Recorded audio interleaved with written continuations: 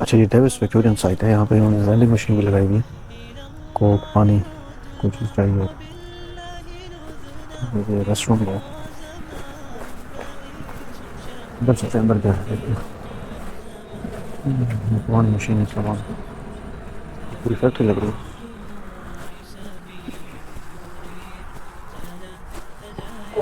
Hello, how are you doing? Doing good, how are you? Well, thanks, man. Welcome to the blacksmith shop. Thank you very much. This your first time on the ranch? Yes, Paul. Welcome to the ranch. This blacksmith shop was not always a blacksmith shop, it was originally a wheelwright shop. So you'll see these support pillars, support columns here. It kind of divided the shop into two different rooms. This room is where they would do all the woodworking to make the wheels. This is where they would do all the metalworking for the wheels. Back in the 70s, the last person who owned the shop had no heirs, had nobody to give it to, passed away, so it went to random people. They were going to basically demolish it, and so the George Ranch said, we'll take it, and thus they moved it here about 50 miles that way. About 50 miles that way, and now it's here. So it's set up like a blacksmith shop from the 1890s. Everything you see in here is actually, for the most part, authentic, and tools that they used during this time period. During this time period, factories are becoming much more common. So blacksmiths are more in rural areas rather than urban areas, because in rural areas, you can get things that you need much more immediately than the factories, which are located in the city. Granted, blacksmiths have the caveat of not being able to mass produce things on a large scale and not being able to make as large of things. So some types of anvils, depending on their size, a blacksmith can make, but it's going to take a long time. Whereas a factory, it will take less of time. That mandrel right here, this cone, and this is what we use to make horseshoes. And also you can make a perfect circle out of the metal. A blacksmith can make one this size, however, that's going to take a long time. Usually a blacksmith is making one that's about from here to there. Because it takes a lot of materials, and if anything, factories have manpower, they have resources, and they have the money to be able to do it, much more than a blacksmith. So, right here, I have a forge that they used in the 1890s. This is done using an air crank that then pumps air up into the coals, which then heat up the coals. And then it allows me to heat up the metal. So, apparently, let's see here.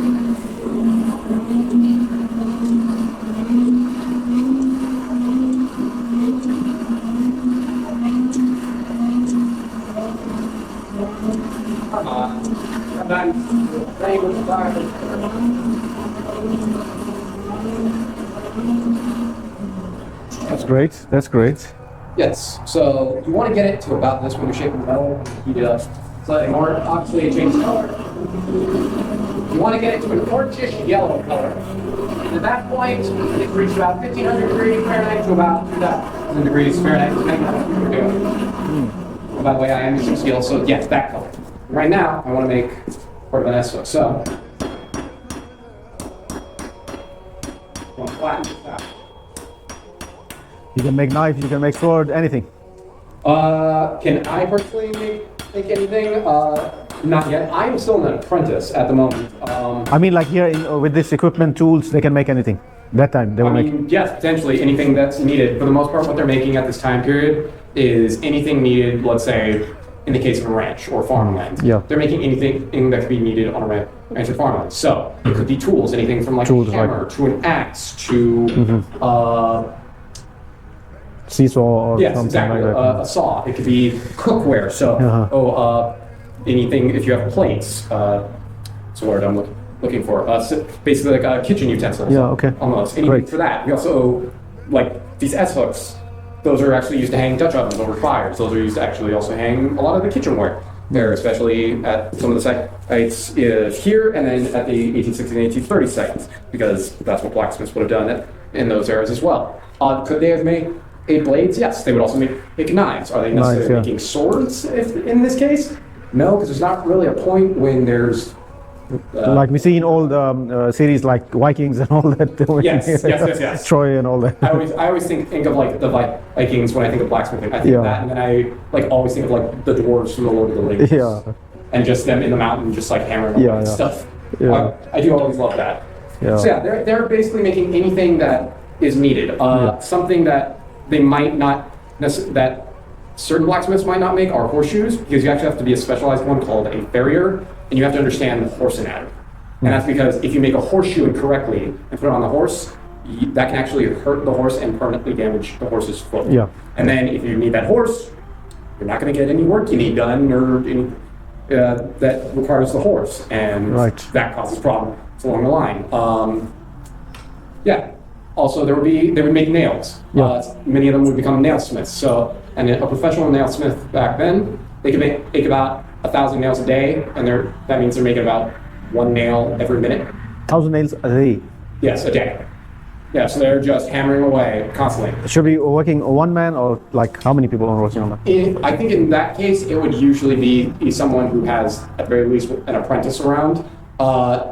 Some blacksmiths would have up to as much as 6 apprentices who would help them with multiple parts of the process. For example, managing the heat of the forge, which you constantly have to do because as you hit the metal, it cools off because all the heat goes into the anvil and disperses. Yeah. So that's why you have to put it back.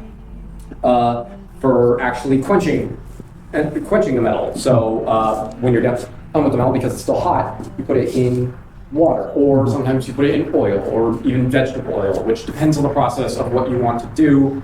It depends on the project, and then it depends on what you want to do to prevent what you're making from rusting, and it also depends on the material. So what might work for steel might not necessarily work for, let's say, iron. That's because iron and steel would be two likely most common materials at that time. They're not necessarily working with gold or bronze or silver necessarily. Those would be much more specialized blacksmiths and would be more rare. That's why there's such thing as a silversmith, the coppersmith, the goldsmith, that sort of thing. And then also like a jewelsmith, which is working with metals and rocks to create jewelry.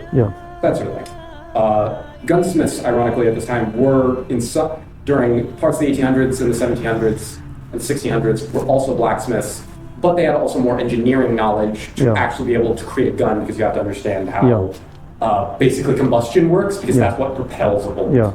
And at one point, those people also made cannons and stuff like way back in like 1500s, 1400s, that sort of thing, because before the guns, they had cannons because it's easier to make a bigger one than one that fits in your hand, that sort of thing.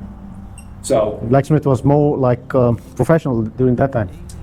Yes, I would definitely say in the 1800s, the blacksmithing is not as common, especially in America compared to ages past. If you go to other parts of the world, there are still plenty of blacksmiths in history. For example, Japan. So Japan was still in its feudal era. It was feudal Japan until almost the end of the 1800s when the Meiji Restoration happened. So it was not as modern as, let's say, countries like America or Britain or even France, who had modernized and had like industrial factories, that sort of thing, and had metal ships for the most part, and guns. They were still very much the way of the sword and blade and whatnot.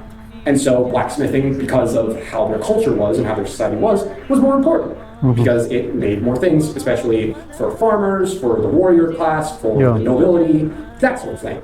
And I'm sure that's the one that always stands out to me at this time, because that becomes later a very big pivotal point in history in the 1900s of how that all evolves, but that's just me. I love history, you can't tell. So in this country, blacksmiths are not as common as the 1800s go on. Granted, Texas, for the most part, is rural up until the 1950s because the biggest city, ironically enough, air conditioning made it possible for Houston and places like that to get so big because it's very hot. This last summer was a testament to that. And the biggest city was pretty much Galveston, which is a port city, and the reason why that's so big is because it's a port city, therefore there's trade, which brings business, which brings people, so on and so forth. That's everywhere in the world. That's what happens. Well, that's what happens generally when you have a seaside town and then a ship can dock at. So, I mean, blacksmithing has always been a craft that's been well respected and has been, what's the word? That has always been needed throughout history, especially since, you could say, the dawn of like metal. I wanted to say the dawn of warfare, but metal, since humans started to figure out how to use metals after the stone. Civilization started thinking, how do I use metal to help me with farming? Because that was a huge thing of like, oh, we can farm food in the ground. And so now we don't have to just forage. And how do we improve that? Metal can help with that. For example, plows, scythes, that sort of thing. Anything that you might any metal things that you might need to use for having horses or cattle or any sort of other pack animals that could help with the farming process. And then that eventually evolves into currency because at a time, currency, for the most part, is metal because you think of it, it's all coins, that sort of thing. Yeah, and eventually, because of, I guess you could say, power and who has what resources and such as food or I guess currency, that evolves into war. So then it becomes a thing of blacksmithing is finding evolutions in warfare. We go from using copper or brass blades to using bronze, which is a compound of copper and tin, and then from that to iron, from iron to even types of steel. If you have Damascus steel that was used in, if I'm correct, during, that was used in Middle East. That obviously from Damascus is supposedly the origin of it. I'd have to double check that though. For hundreds of years and was very famous. There's references to Roman steel, though it's not steel in the way we think of it nowadays. And it's not steel in this kind of steel. It's a little bit of a different process, that sort of thing. And then from there, that goes to how do we make different armor. So like light plate armor to chainmail to anything like if you see full armored knights, that sort of thing, to where they're all in just hulking suits of plate armor. And you even see that in you see that in cases of the samurai. You see that in the cases of Ottoman janissaries. You see it in blacksmith was like the backbone of each and every community. Exactly. There always needed to be one because you always needed something. You needed metalworking. Everything essentially, and it's always been a very noble trade. It's never been something that's been looked down upon, or necessarily revered, though you can look on the internet or probably find some sources where there are blacksmiths who are revered, supposedly, where they're semi-historical, semi-mythical accounts of that. Maybe this guy existed, but maybe the account is not real and that these deeds might have been fake. That's why, Greco-Roman mythology, they had a god of blacksmithing and inventions, that sort of thing. I know a lot of, there's a sword maker in Japan. There was a blacksmith in Japan and called Masamune, if I'm correct, that is how it's pronounced. That is pronounced. If not, it's Masamune, I think. And he was very famous for making a ton of swords. There's even one sword called the Hanjo Masamune. It was lost after World War II, and nobody knows what happened to it. It was supposedly in the hands of the Japanese government, supposedly in the hands of maybe the U.S. government. Nobody knows. The thing disappears from the historical record after that, and it's a prized treasure. But it's that his blades were almost something else, that sort of thing. And that came from, obviously, a culture during those times as a blacksmith where it's like, this is what you do every day. You wake up, you try to make your craft, you get better and better and better, which you can say that for a lot of crafts. Yeah, it was very noble and very quite unique. Yes, it's always been noble and unique. It's always been needed and it's always been useful. And even during the 1800s, blacksmiths are getting paid better than factory workers in America or miners in America. The factory workers and miners are making about $1.50 or maybe $2 a day, and obviously inflation currency amounted to less back then. Whereas the blacksmiths, they're making $3 a day, and in nowadays money, that's about $100 a day, which not bad considering the work, and also that they also have their own work with their land. They have their own shop, which usually their shop isn't their house. They usually have their house that's not far from their shop because, well, if the shop burns down, you don't want your house to burn down as well, because you can always build a new shop. If you lose your house as well, then it becomes much more very quickly, because then you've lost all your personal possessions, and anyway you might build a new shop potentially. So, that's great. Great history. You love history, I can see. Yes, I picked up a history book in third grade, and I always say that I just never stopped learning about it. I never put the book down. I just love it. So it's quite interesting, to see the past, like how humanity developed, and they were different cultures, different people. It's quite interesting, It's always fascinating. I love, while obviously we talk about excuse me, the 1800s and the 1900s here on the ranch, I absolutely love ancient history because I love seeing how everything across the world started. How did we get from how did we as humans, how did we get from being random people who foraged for food and just almost nomadic to now there's civilization and now we have cars and stuff, because it's kind of wild when you think about it that thousands of years ago, and which in the grand scheme of things, when the Earth has been around for a couple million years, it's crazy to think that, oh yeah, our ancestors were just struggling to survive just every day. And now, for the most part, people across the world have much better living in many ways. Obviously, people could make some statements of what ifs and not that, but not really the point. It's always fascinating to see how things began, because then you can see how things evolved, and you kind of see in ways you can track how things get. How the track is going, and you can focus like what it can be the future.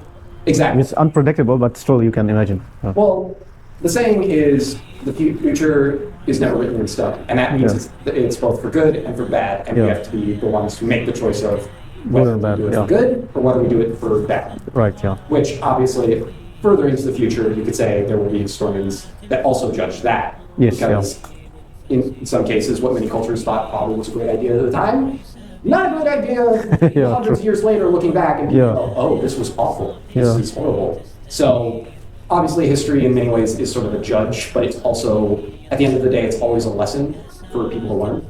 And I think it's always something that people can use and learn to become better. I'm watching currently The Last Kingdom. Oh, really? On Netflix. Quite interesting. I haven't seen it. Is it good? It's good. Yeah, it's good. I'll have to get it. It's about Danes and the Last Kingdom, like how the Britain evolved, England evolved, like became united, like how it was like. Because during that time, all the like Danes, like Danish people, they were attacking on England and all over. They were occupying certain areas and then villages and cities. And then from the last one, Wessex, how it became united and how they struggled. Like it's quite interesting.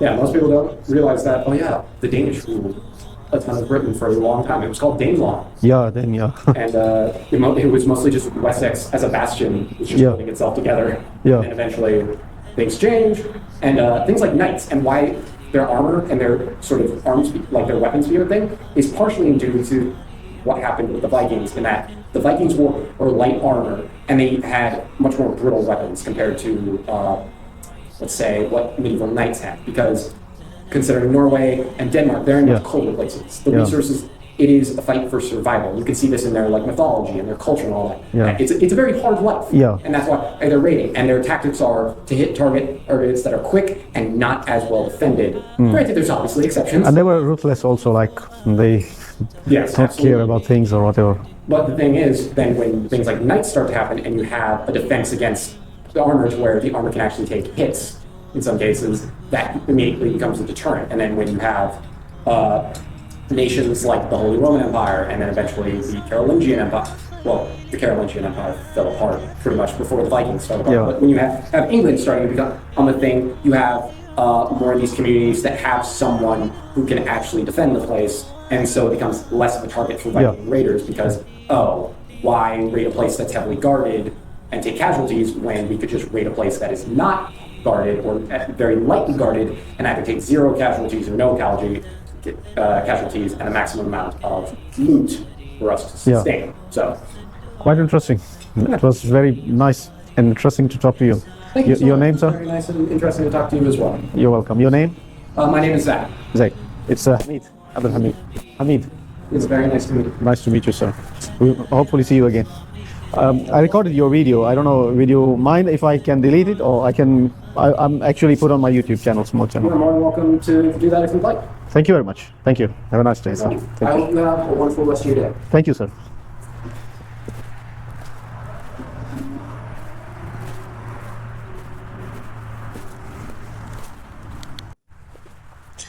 अच्छा दोस्तों, इस बंदे ने काफ़ी information दी है और काफ़ी मतलब मालूमात दी है, और उसका तो दिल कर रहा था ज़्यादा बात करने का, लेकिन क्योंकि यहाँ 5 बजे बंद हो जाती है रेंज, तो मैंने कहा जल्दी जल्दी इसको इख्तिताम करते हैं, फिर निकलते हैं उससे। ये भी देख रहे हो,